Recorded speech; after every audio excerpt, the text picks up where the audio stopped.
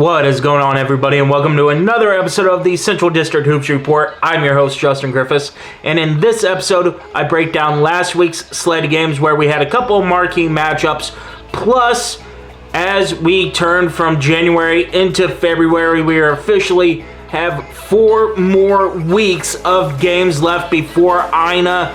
All that and more in this episode. It should be a good one. Let's go ahead and jump into the first matchup. John A. Logan versus Shawnee. John A. Logan versus Shawnee was the game I expected it to be in the first half. It was a really close matchup. Shawnee actually led 26-24 at the break. However, John A. Logan was able to put up 54 points in the second half to reclaim the lead and not let go from there, holding Shawnee to only 29 points in the second half. John A. wins this 78-55 as a team. Shawnee shot 17 of 45 from the field compared to John A. Logan's 28 of 60. What really killed the Saints here is they rely a lot along their perimeter offense. That did not get going for them here. 1 of 13 from behind the arc. John A. Logan was 5 of 22. So both teams did not shoot it great from three-point area. Shawnee also left 10 points on the free throw stripe. 20 of 30 from there. John A. 17 of 22. John A. Logan won the rebounding battle 35-29, which again, Coach Sparks emphasizes it a little bit in rebounding. It's more of not turning the ball over, and unfortunately for Shawnee, they did turn the ball over 14 times and only forced Logan 6 turnovers. Now, I will say that Shawnee, was also without their head coach in Coach Sparks. He was out with an illness. A couple of other players were out with illnesses, but again, Shawnee held with them in the first half, just not able to do so in the second half. Leading scorers for the Saints were James DeLosh, who led the way, 7 of 9 shooting, good for 16 points. He also had 3 rebounds. Johnny Anderson had 7 rebounds off of a 4-12 shooting performance. He did hit their lone 3. Finished with 11 points. In Keshawn Washington, again, really couldn't get it going. 2 of 9 shooting from the field. 10 rebounds, however, to go along with 6 assists and 11 points. And again, the coaching staff got a little bit of a change-up, so Coach Sparks was not there. But Jalen White was the only Saint off the bench to do any damage. 2 of 2 from the floor and 6 points. Again, they only played 8 players to their name. On the flip side, for John A. Logan, it was Devarius Lowry, who was 7 of 9 shooting, 4 of 6 from deep, had 21 points, also had 4 rebounds, 3 assists to go along with that. And he was the only Logan volunteer in double digits in the starter-wise, and really nobody else was close. Boone, Eves, and Smith all had 6 points. But it was the bench play for John A. Logan with Julian Norris Jr., who was 5 of 9 shooting with 14 points, and Jaden Miles also with 14 points off of a 5 of 6 shooting performance. Both players grabbing a couple of rebounds and off the bench, able to help John A. Logan extend that winning streak on their home floor against a Shawnee team that desperately needed a win to stay in the talk for the number 1 seed. However long of a stretch or however short of a chance it is, they still had a chance heading into Wednesday. It's still 7 matchups left to go after this week, so anything can happen, but it does not favor Shawnee to get that number 1 seed. Wabash Valley headed into Mattoon to look for a chance to be one of the top seeds in the tournament in INA against the Lakers. However, they fell short, losing 87-73 in this one. And again, it was just both teams shot the ball really well. Wabash was about 40% from the floor, while Lakeland was 47% from the floor. It was just one of those games where both teams needed a win in this one, both teams coming off of multi-game losses. And with the seedings in play, definitely both teams were looking to pick up a huge win right before we make the turn in the second part of this round robin. Let's go ahead and look at these stats. Wabash Valley shot 30 of 69, good for 43.5%. So low 40s there. Lakeland was, again, I said about 45%. They were 35 of 74, good for 47.3. Both teams netted 8 3-pointers. Wabash was 8 of 24. Lakeland was 8 of 23. Both teams did not go to the line much in this one. Wabash Valley 5 of 7, Lakeland 9 of 10. The rebounding battle, Lakeland won this one 38-31 and turned the ball over less at 11-17. That is actually really high for Lakeland in the last couple of games where they've have had turnover issues, and Wabash Valley was able to get there. However, like I said, Lakeland just led by 9 at the break, was able to extend it to the final score of 87-73. So, again, both teams put up a valiant effort. Just Lakeland came out a little bit on top. For these leading scorers, it was Muja Burton. Surprise, surprise for Wabash Valley. 8 of 15 shooting. Performance had 3 rebounds, 2 assists. And he finished with 18 points. And Cole Furlow also had 13 points off 5 of 10 shooting, had 3 rebounds and an assist. But again, only 2 players in double figures for Coach McGee's squad. Malachi Johnson was close. He was 3 of 7 shooting from the field and had 6 rebounds and 2 assists. He finished with 8 points as a starter. Off the bench, Clay Butler was 3 of 11 shooting and had 3 rebounds, 5 assists, and 2 steals. He finished with 8 points. And Tamarian Grigsby, 3 of 6 shooting, finishing with 7 points and 8 rebounds for the Warriors. For Lakeland, on the other hand, they had 3 players in double figures. That was a starter. Peyton Weimer was 5 of 7 shooting, had 4 rebounds and 3 steals to finish with 13 points. Johnny Jones finished with 12 points off of a 4 of 12 shooting performance. Also grabbed 8 rebounds, 4 assists, and 3 steals. But it was Devin Woods who had 17 off of a 7 of 9 shooting, so almost perfect shooting performance. Also had 4 assists. And final Samuel Hincapie was 11 of 16 shooting, had 7 rebounds, leading all scorers with 26 points. Sean Dekonovich off the bench also was close in double figures with 9 off of a 3 of 7 shooting performance. For Coach Larry's team, once again, able to head into and be at home and able to protect home floor. Interesting game. Really close in the first half. I know Wabash Valley got within 5 a couple of times in the first period.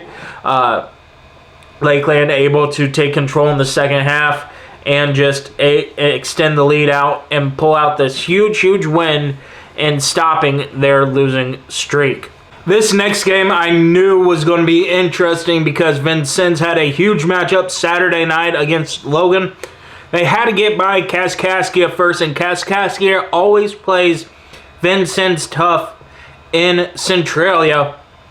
And this game did not disappoint. Vincennes pulls out a 4-point victory, 85-81 over here. They led 42-29 at the break. However, Kaskaskia was able to put up 52 points in the second half to cut the lead down to the 4-point losing margins that they had. And again, I said it was a trap game for Vincennes from the start. Both teams, however, did shoot the ball really well. Kaskaskia almost at 50% at 49% from the field. For Vincennes, 46.8%. Vincennes, 6 of 17 from behind the arc, while Kaskaskia was 5 of 14. So again, 35% for both teams. Free throw-wise, Vincennes, 25 of 31 from the stripe, and Kaskaskia 18 of 24 from the stripes. Both teams did not turn the ball over a lot. Vincennes had 13 turnovers, while Kaskaskia had 10, but Vincennes did out-rebound the Blue Devils by 9 at 36-27, and I think that was the biggest margin there for that victory. Let's go ahead and look at individual stats. Vincennes had 4 players in double figures. Starter-wise, led by LeBron Thomas, who was 6 of 15 shooting, had 10 assists and 3 rebounds. So again, another double-double for LeBron Thomas, who seems to be having those almost every single game at this point in his career. Michael Cooper also had a double-double. While he was 1 of 6 shooting, he was perfect, 12 for 12 from the foul line, and grabbed 10 rebounds for the Trailblazers. Again, really impressed with what Michael Cooper has been able to do as a Trailblazer. Brian Akanmu was 5 of 7 from the field. He finished with 12 points. And Dayton Williams was 6 of 14, 3 of 6 from the field, had 15 points. Off the bench, it was Kenaz Ochugwu, who was close to being double figures, 3 of 3 shooting, and finished with 9 points. But again, it was Kaskaskia, man.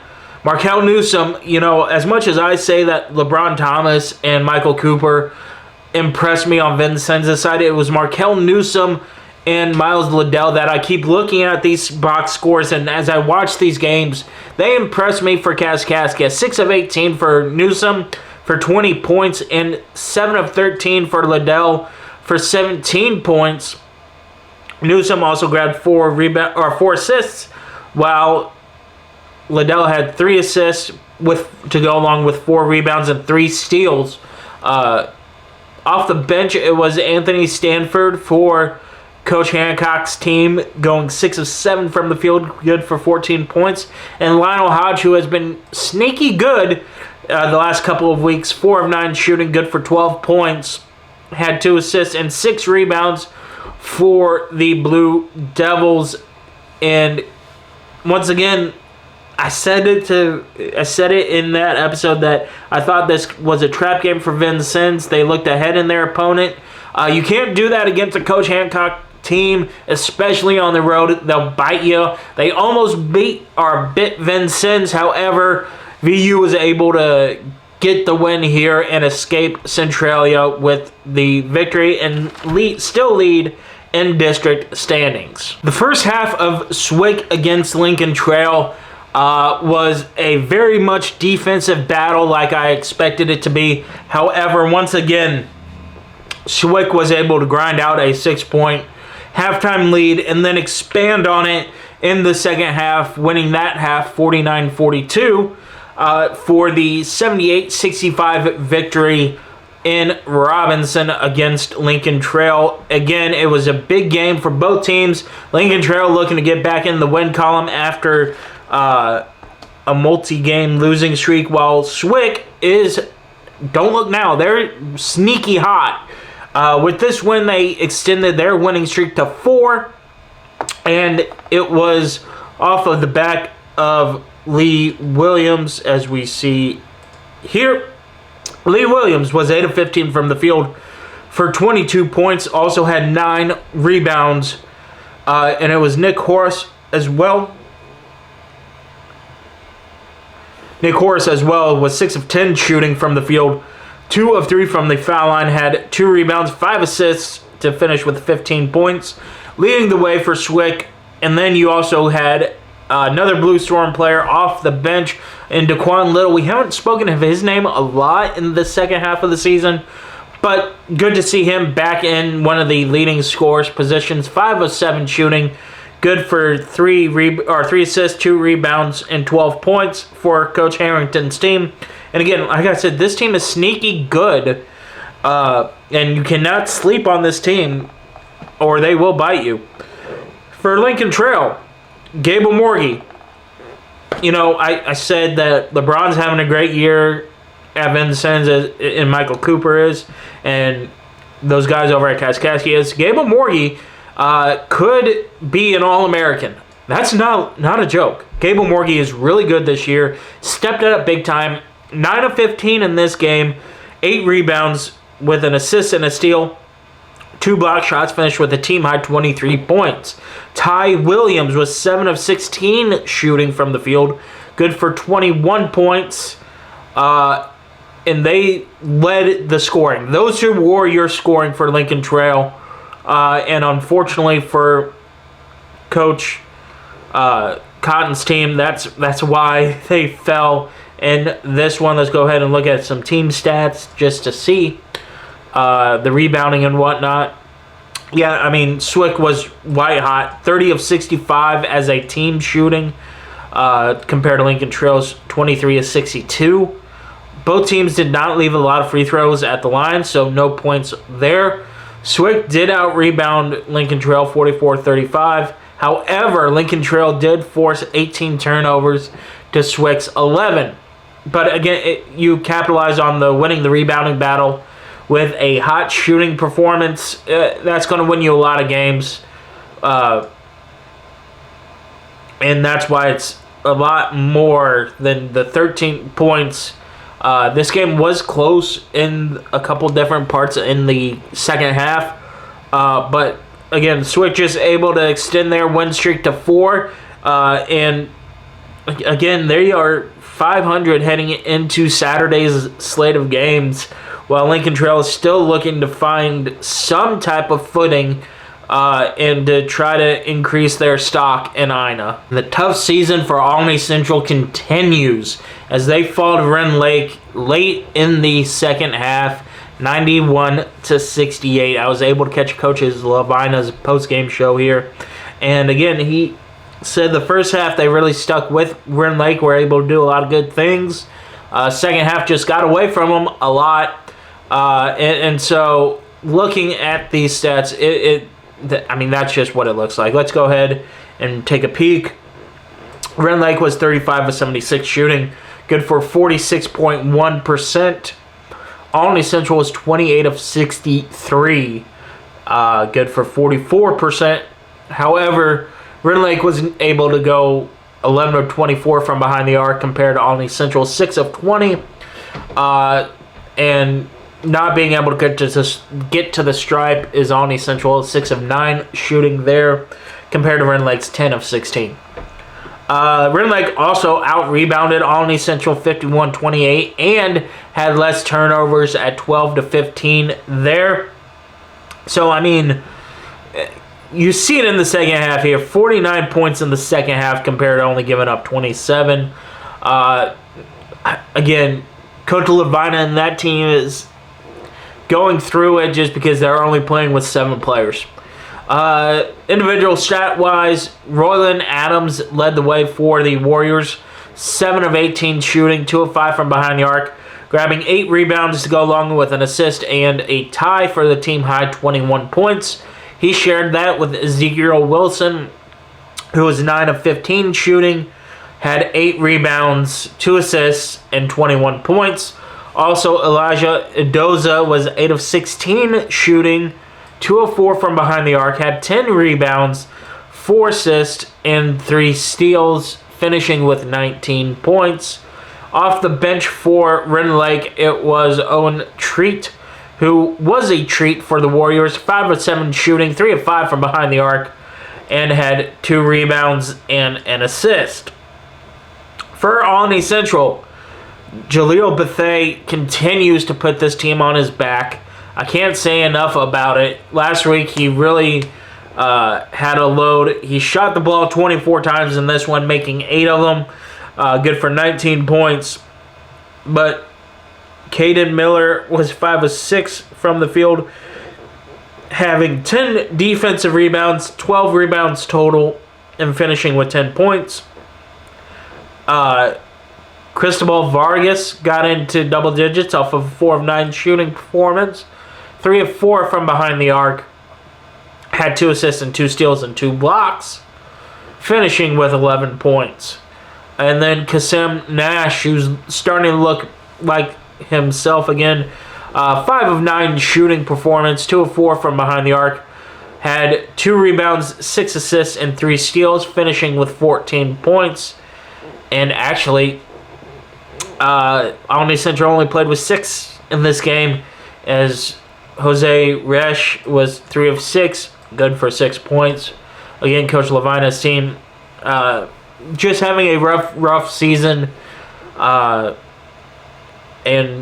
we see those from time to time. Every team goes through it. But again, Olney Central still looking for their first win since November. And it's a tough road sledding for the Knights. Now let's go ahead and look at Saturday's slate of games, starting with Southwestern Illinois against Wabash Valley. SWIC coming into this game with a 4-game win streak. Wabash Valley still looking to right the ship a little bit after that loss against Lakeland. They got off to a very good start and led at the break 34-21. However, SWIC was not going to go down on their home floor lightly, able to score 48 points in the second half. However, it was not enough as Wabash Valley wins the game 70-69, and SWIC actually had a couple of chances to win the game late in that ball game. Last second turnover by Wabash Valley on an offensive foul. It gave SWIC the chance. They just couldn't put it in the bucket. Let's go ahead and look at individual scoring. First for Wabash Valley. And again, Muja Burton, have yourself a weak kid. 6 of 10 shooting performance. 5 rebounds go along with 2 assists and 17 points. Tamorian Grigsby, 5 of 12 shooting with 6 rebounds, an assist, and a steal, finishing with 10. Daniel Robinson coming off the bench for Coach McGee's team. 4 of 8 shooting, 3 of 5 from the foul line, having 4 assists and 2 steals, finishing with 11 points. So again, a lot of good things happening at Wabash Valley. They're starting to find themselves as we get into the second round of district games. It's going to be very interesting to see what happens going forward. For SWIC, it was Lee Williams leading the way, 7 of 16 shooting, 4 of 5 from the foul line, having 3 rebounds, 2 assists, and a steal, finishing with 18 points. Regato here was 6 of 6 shooting from the field, 3 rebounds, having 3 steals, a block, and a turnover. He finished with 13 points, and those were the only 2 SWIC members in double figures. Zach Chambers came off the bench and was 4 of 7 for 8 points. However, once again, they had a chance, a couple different chances at the end of the game to win it. They just fell short, and Wabash Valley snaps a 4-game losing streak and snaps a 4-game win streak for SWIC, pulling out the victory here in this one. And again, really close game for both these teams. Now let's go ahead and look at another game that had standing implications. Kaskaskia traveling to Ulen to take on Shawnee. And this was a very defensive battle in the first half. Shawnee wins it 25-18 after 1. Kaskaskia able to cut into that a little bit in the second half, winning that half 39-36.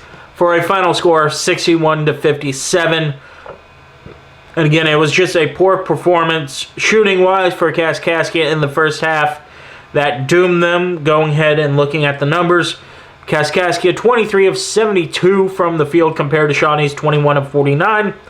3-point-wise, Kaskaskia was 5 of 22. Shawnee was 7 of 18.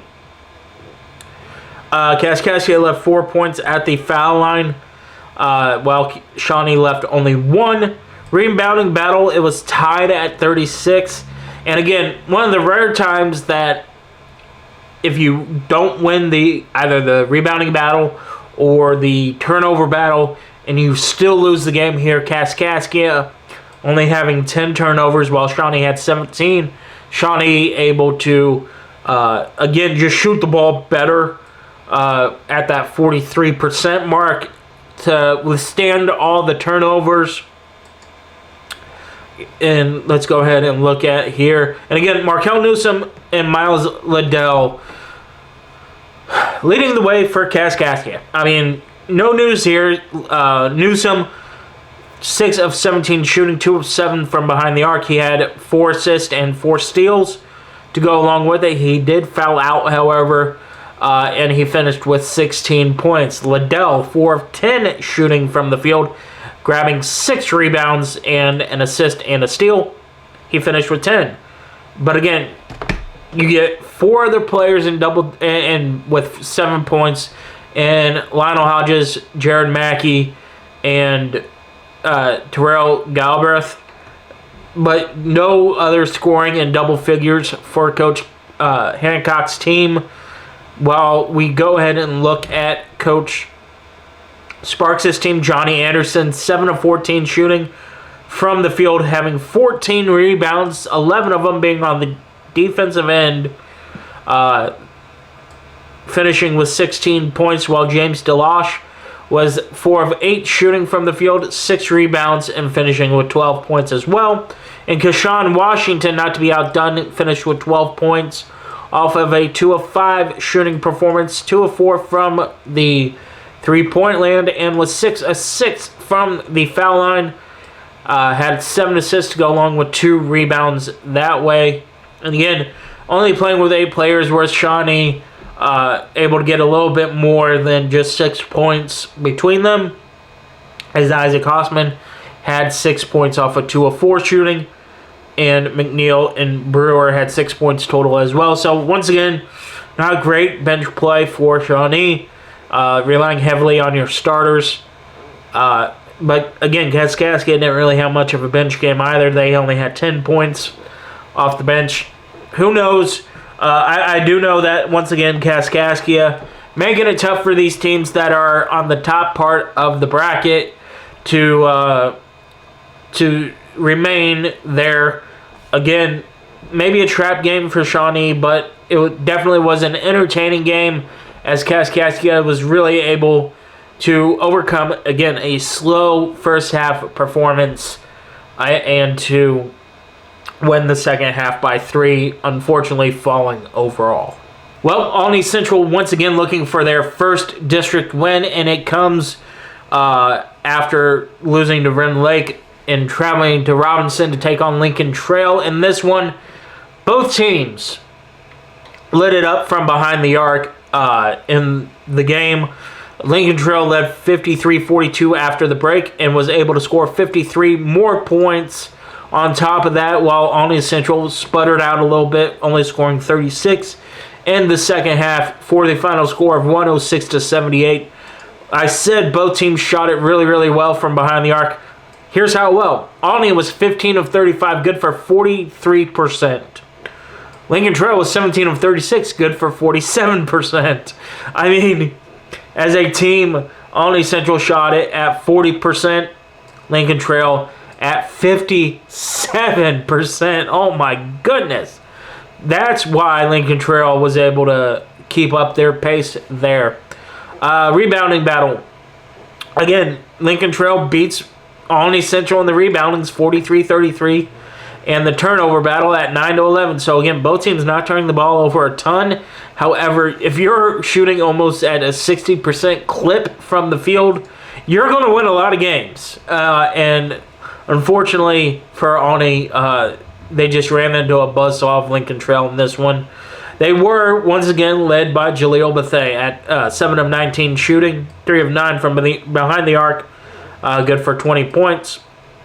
Kasim Nash, again, having a great year for him, 7 of 15, 5 of 11 from behind the arc, grabbing 7 rebounds and finishing with 19.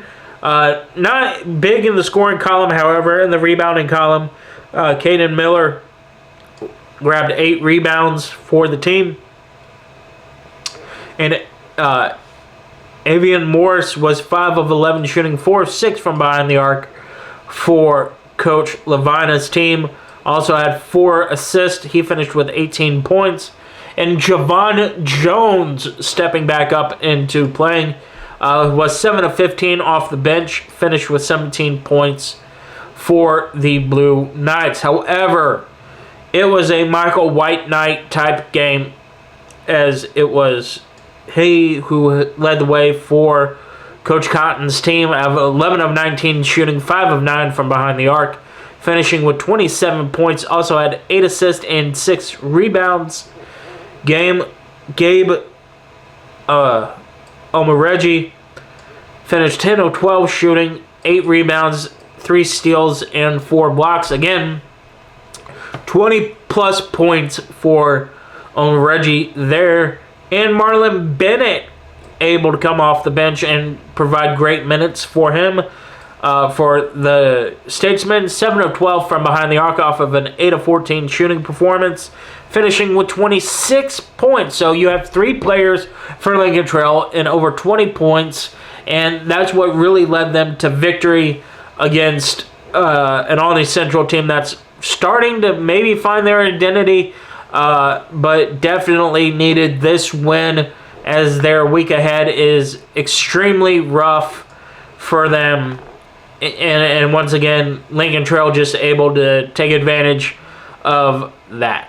This next game lived up to the hype as it was number 1 in the district versus number 2 in the district, as John A. Logan hosted Vincennes on Saturday. Both teams, this was a knockout, drag-out fight from opening tip to final horn. Vincennes led 8-1 at one point.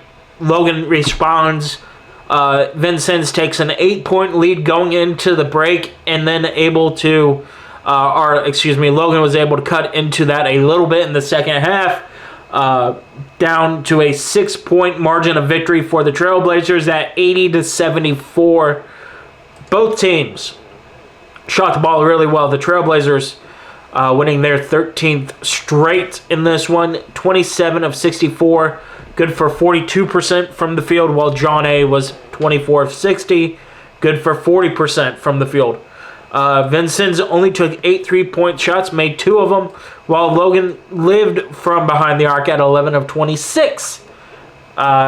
Vincennes went to the stripe 34 times, did leave 10 points at the foul line, while Logan left 6 at 15 of 21. Vincennes out-rebounded the Volunteers 44-26. However, Logan did force 2 more turnovers at 13-15. Coach Franklin's team was led by LeBron Thomas, 6 of 11 shooting, 10 of 13 from the foul line. Had 4 assists, a steal, and a block. Good for 22 points. Michael Cooper, not the greatest stat line-wise, but he did make great contributing plays throughout the course of the game. He finished with 5 points. Brian Akanmu was 5 of 11, good for 13 points, stepping up where Cooper left off, at least in the statistic category. He also had 9 rebounds. And off the bench, it was Hussein Elmareggi, who was 5 of 7 shooting, 6 of 6 from the stripe, grabbing 5 offensive rebounds of his 7 total and finishing with 16 points. That was the stymie to John A. Logan. Elmareggi just went in there, was able to do what he wanted to do at the low block, and Logan couldn't really stop it for a lot of that game. On the flip side, it was Marcus Eves having his way with the Trailblazer defense. 5 of 11 shooting, 7 of 8 from the foul line, had 4 rebounds, 3 assists, and 2 steals. Good for 19 points. Taylor Smith had 15 off of a 5 of 10 shooting performance and 3 of 7 from behind the arc, also grabbing 2 rebounds and 2 steals. Devarius Lowry was 4 of 9 from the field, had 6 rebounds, 3 assists, and he finished with 11 points. It was Darkel Payne off the bench for Coach Smith-Peters, who was 4 of 6, 2 of 4 from behind the arc, and having 11 points total, 2 assists to go along with a rebound. They were led in rebounds by Lowry and by Jaden Miles, who had 6 points off of 3 of 5 shooting, but the 6 rebounds and 3 block shots. Once again, this was a very entertaining game for both teams. Both teams proved why they are 1 and 2 in district play. For Vincennes, you snap a 8-9 game win streak for Logan, and again, for the big test of the season, they step up. For Logan, you hung around with Vincennes once again, so I cannot wait to see if this goes to a round 3 in Ina, and if it does, it will be magnificent. Coach Larry must have the fire marshals on speed dial at this point, because between their game against Olney Central and their game against Rend Lake this Saturday, you needed the fire marshal for both these games. Both teams combined shot for 217 points and 100 points in the first half. Rend Lake led the first half 52-48 and was able to extend it out a little bit more, but 100 more points were scored in the second half, 63-54 in that second half, for the final of 115-102. And like I said, the fire marshal needed to be called in Ina for this one, because Lakeland was 40 of 72, good for 55.6%. But Rend Lake said, not so fast, my friend. 44 of 68, good for 64.7%. They were 14 of 28 from behind the arc, good for 50%. While Lakeland was 6 of 16, good for 37.5. This wins you a lot of games.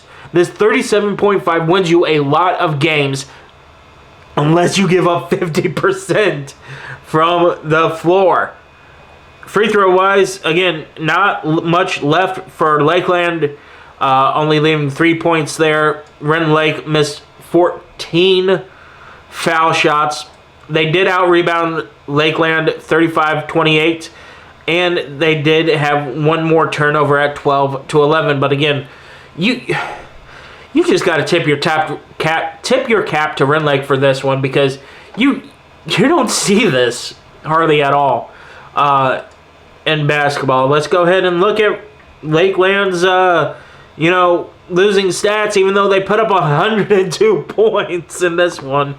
Samuel Hincapia was 13 of 21, grabbed 3 rebounds, 1 assist, 1 steal, and 1 block, finishing with 30 points. Denham Leslie, 7 of 8 shooting, 2 of 2 from behind the arc, had 2 rebounds, 1 assist, and 1 steal, good for 18 points. And Devin Woods was 5 of 10 shooting, 2 of 3 from behind the arc, had 8 assists and 2 steals to go along with 2 rebounds, finishing with 14 points. But not only did you have 3 players in double figures there, you also had Sean Dekonovich off the bench, 9 of 19 from the field, 4 rebounds, 4 assists, 1 steal, and finishing with 23 points for Lakeland's team. Rend Lake, on the other hand, had 3 players in double figures as well, starter-wise. It was Roland Adams, who was 11 of 19 shooting, 8 of 14. 8 of 14 from behind the arc, having 3 rebounds, 2 assists, and 2 steals. Elijah Dosa was 10 of 10 from the field, good for 23 points. He also had 13 rebounds and 2 assists. Ezekiel Wilson had 10 points, 4 of 8 shooting from the field, having 7 rebounds.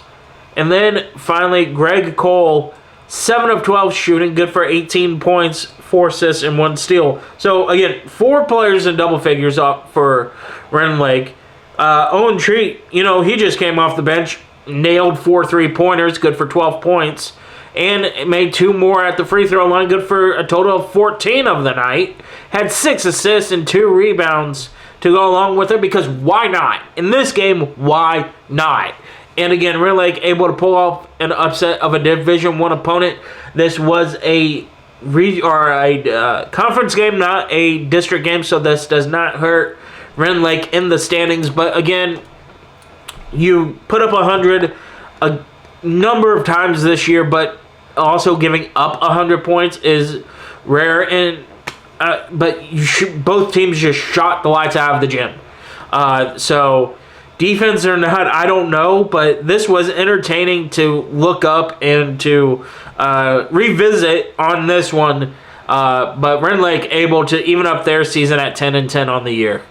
So before I do the previews of this week's games, let's go ahead and look at the standings of after this week's slate of games. Vincennes again atop at 9-0. John A. Logan at 7-2. Vincennes now holds the tiebreaker over Logan with the season sweep of them. Next up, you have Rend Lake at 5-3. Then you have Shawnee at 4-4, SWIC at 3-4, Wabash Valley at 4-5, Lincoln Trail at 3-5, Kaskaskia at 2-6, and Olney at 2-8. So I'm not going to always do a bracket for these games. Once we get probably mid-February or closer to the end of the regular season, I'll do another bracket update for that one. Let's go ahead and jump into the games of the week for this one. Starting with, you see it playing right now. This is being played live as I'm recording it. SWIC versus Olney Central. I can't really say who I think's going to win this game because I'm looking at it right now, and Olney Central is up by 5 with 12 minutes to go in the game. So, who knows who wins if Olney's able to continue to win here. I would love to see that happen for them. SWIC, again, battling for one of the top 3 seeds right now at the 5th seed. But, again, a huge victory for Olney Central if this does happen. Once again, this is being played as I'm recording this game, so won't be able to give a whole lot of insight into this one. Let's go ahead and flip the page to Wednesday's slate of games, starting with Kaskaskia hosting Lakeland. In this game, it's going to be very interesting to see if Lakeland's able to bounce back off of that 100-point performance but a loss, or is Kaskaskia going to be able to hold home floor? I see Lakeland being able to bounce back. Coach Lair's team has been resilient all year round, and I just see them being able to bounce back and pull out a victory here. I see it happening by about 10 points or so, and I think Lakeland will be able to keep pace with Logan and with Vincennes in district play. So for those reasons, I give the advantage to Lakeland. Speaking of keeping pace with Vincennes host Lincoln Trail in the next game. Actually, it's going to be the first game on Wednesday's slate of games since they are an hour ahead of everybody else. Again, Vincennes handled their business against them in Robinson. I see nothing else changing in this one. I do know that Coach Cotton's team is going to be very well coached, and it's going to be difficult for Vincennes to keep a hold of that. But I do think they're able to do it, so it'll be interesting to see how much of a high they have off of the Logan win. But, again, the new AD that came in here, like what Coach Davis and I were talking about during the break, is he brings out these special nights, and this one's a community night. So you have the 4 high schools in Knox County coming in, providing that atmosphere, and I just think that's going to be overwhelming for Lincoln Trail to overcome, and I see Vincennes winning this game. Next up, you have John A. Logan traveling to Mount Carmel to take on Wabash Valley. They won this first matchup 87-60 in Carterville. This one, of course, is at Wabash Valley. Wabash Valley is coming off of a huge victory against SWIC, while Logan is coming off of the loss against Vincennes. It's going to be a good game. I just think that Logan is going to be playing mad in this one. And when Logan plays mad, they get a little sloppy. With that being said, they also shoot the living crap out of the ball when they play mad as well. So for those reasons, I give the slight edge to Logan. But Wabash Valley is looking to protect home floor, and we all know winning in this district on the opponent's home floor is always difficult. So I got to give some points to Wabash there. They're coming off of a huge victory against SWIC.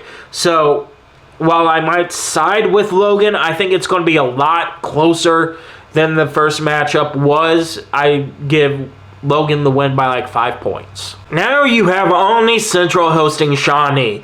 This game is going to be very interesting because depending on how fresh Olney's legs are going to be for the game here, because again, they're playing as I'm recording this right now. So in the first matchup in Ulen, Olney Central had a bad first half and then was able to try to cut into the deficit, just couldn't do it back in December. and Shawnee came out with a huge 82-56 victory there. I see maybe more of the same here. Again, just because Olney has to play this extra game due to the postponement back in January 11th with those snowstorms. So this is where it kind of gets at you, so you don't have a whole lot of time to bounce around and to refocus on a team that you might be able to regularly. It is great practice for if Olney advances in INA, but right at this moment, you need reps. You need practice, and playing Monday, Wednesday, Saturday just doesn't favor the Blue Knights at this point. I'm sorry. I got to give this to Shawnee. And wrapping up Wednesday's slate of games is SWIC against Rend Lake College. This one, it took overtime for SWIC to beat the Warriors 92-87 back in December. And basically copy-paste what I said about Olney here for SWIC. I mean, having to play Monday, Wednesday, Saturday is going to be tough, especially when you have Saturday as being Vincennes, at Vincennes, and you're taking on a Rend Lake team that just hung 115 on Lakeland. It's great practice for INA. It just doesn't help you right now in February. So I wouldn't be surprised if Rend Lake pulls out the victory here. They've shown us that they can keep pace with these Division I teams, and upsetting a few of them, especially Lakeland last Saturday. So, I mean, I'll give SWIC the win here, but I think if Rend Lake actually pulls out the win, I wouldn't be surprised about it by any stretch of the imagination. Now moving to Saturday, and the first game I'm going to be talking about is Kaskaskia hosting Logan. In Carterville back on January 9th, Logan handled their business, winning 96-64 in this one. I see it more being of the same in this game in Centralia. I think Kaskaskia will make it a good first half. Logan might be up by 6 or 7 in that one, and then just run away with it in the second half, because now they got to keep pace and hope Vincennes stumbles along the way. And I think that they can do it, especially after, in my opinion, them beating Wabash Valley on Wednesday. But it's going to be a challenge because, like I said, that Kaskaskia team at home for them is always so hard to beat. Coach Hancock really clamps down defensively on his home gym, and Coach Smith-Peters' team has had a couple of times where they don't perform the best on the road. Rend Lake being the most prime example of that. A couple weeks ago, January 22nd, they lost to Rend Lake on the road. Now, they did win the next 2 games, but those were home games for Logan. So, in all these road games I'm looking at, Lakeland, SWIC, close games on the road. So, Kaskaskia definitely has a chance to upset Logan here. I just don't see it happening at this point. I just think that Logan, once again, is going to be coming off of a Vincennes loss. And I pick on Vincennes and Logan because that's a big rivalry for these two. And then a Wabash game that's going to force them to fight and grind. So I just have the advantage heading towards John A. Logan against Kaskaskia. Up next, you have the annual Battle of the Warriors, Round 2, as Rend Lake travels to Mount Carmel to take on Wabash Valley. This game is going to be really, really close, not only because, again, Wabash Valley is taking on Logan on Wednesday night, but the first game was really, really close. It was 39-32 in favor of Rend Lake in that one after a half. And Wabash Valley was able to outscore them by 10 points in the second half, 37-27, to pull out a 69-66 win here. So I don't see why round 2 wouldn't be another exciting game from opening tip to final horn. I'll give the home team the advantage here, but again, Rend Lake able to upset some of these teams, and wouldn't be surprised if they do it here because, once again, just off of history, they'll be taking on SWIC, who is playing right now, and then Wabash Valley. So it's going to be a tough season, or a tough 2 games for them. But I do see Wabash pulling out a 5-point victory against Rend Lake here. And because of the snowstorm on January 8th, we get a very interesting game between Shawnee and Lincoln Trail. Because, like I said, this was a game that was supposed to be played on January 8th. It got postponed to February 8th. And here's why it's very interesting. Because they play each other on February 8th. And then they turn around and play each other again on February 12th in Robinson. So no games to recap because I've never seen these 2 teams play against each other. It's going to be very interesting to see what happens in round 1 in Olney, because round 2 in Robinson, I see the mirror image happening to them because you got to face the other person in such a quick succession. You'll be able to see what they do right and what they do wrong. You don't have like half a season like these other rematches have to look and dissect a lot of film on your opponent. So I'll give round 1 to Shawnee just because they're the home team. Round 2 on February 12th, when I break that down, I'll have a little bit better of idea. But again, very interesting that Shawnee and Lincoln Trail have to face each other in back-to-back games because of the weather that we had in January. Next up, you have Lakeland taking on Olney Central. And again, I said it in my recap of Lakeland Rend Lake that was over 200 points. That this game was 131 points between the 2 teams in January. Looking at the scoring, again, Olney has a tendency of hanging with a team in the first half. I see it being repeated here again. But again, just like their matchup in January, I see Lakeland winning the second half by double digits. And for that reason, I think Lakeland pulls out a huge victory for them against the upset-minded Blue Knights of Olney Central. And it's a great week for Lakeland because I think they go 2-0 this week. And again, they got to keep pace with the top 2 teams in the district and winning games that you're supposed to win. And I think that they'll be able to do that here. Coach Larry's team will be ready to go. Coach Levina's team, again, I think the lactic acid in their legs are just going to be too much for them, especially since they're only playing 7 or 8 people. That short bench plus all the lactic acid off of the Monday, Wednesday, Saturday slate for them is just going to be too much for Olney.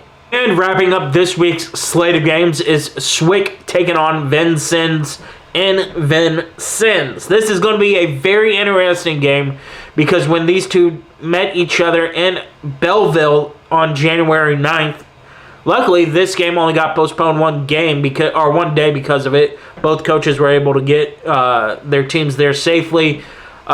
Vincennes really controlled the pace on that game, winning 42-29 in the first half and then extending their lead by 10 points in the second half, which again, in a Coach Harrington gym, it's really hard to do. Vincennes had historically struggled in Belleville. So for that huge victory for Vincennes, 82-59 against SWIC at SWIC, I see the same challenges for SWIC coming to Vincennes. It is a sophomore night. It is not Vincennes' sophomore night. It is the cheer and dance sophomore night. But once again, SWIC having to come in. Place will be probably packed with those family members for sophomore night for cheer and dance. And again, Vincennes thrives on the atmosphere, and historically, they've always played better against SWIC in Vincennes than they do against them in Belleville. For those reasons, plus being a sophomore night, I got to give the advantage to Vincennes on this one. I think it might be by 10 points or higher. But again, SWIC, it's going to be a gritty game for at least a half. But I think Vincennes will pull away in the second half like they've been able to do here as of late. So that's going to do it for this week's episode, everybody. Once again, Olney Central and SWIC being played at the moment as I record and edit, and this will be up hopefully tomorrow, or if not, Wednesday morning. We're getting into that home stretch now, and the playoff picture is starting to shape up a little bit. We see the top 3 teams kind of separate themselves from the rest of the pack, like we normally do once we hit the turn in the round robin scheduling. It's going to be very interesting to see how these next 3 weeks break down. I'm going to be here with you for it from here until the tournament in Ina. That's going to do it for this week's episode. I will see you all then. Peace.